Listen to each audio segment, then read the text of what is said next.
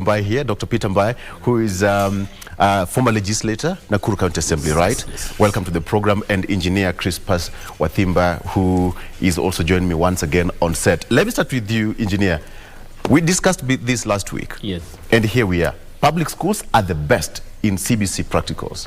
What I'll tell you is that from the experience I had with the CBC as a parent, is that, well, CBC curriculum in terms of the resources and the way it was supposed to be approached, the public school had an advantage because remember the government would provide them with the resources that they required to do some of the projects that they were required to do. Yes. Whereas in the private schools, some practitioners took advantage to really make money out of it and therefore did not focus more on the quality of the practical themselves, but more on just an opportunity to say, parents buy this, do this and all that. But in public schools, they were more focused on what they wanted the outcome of the program to be. And therefore, the public schools, one way or another, got the best out of this deal.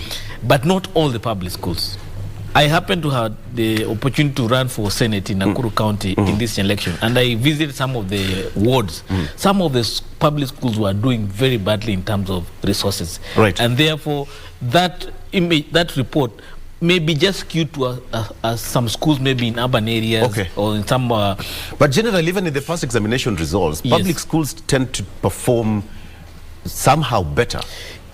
Given that the public infrastructure is there for them. Yes. And the way the free education has come to mature over the maybe 20 years since Kibaki began it in 2002, is that the public schools, especially the primary level, the teachers are more averse or more informed on what is required of them in terms of providing public education.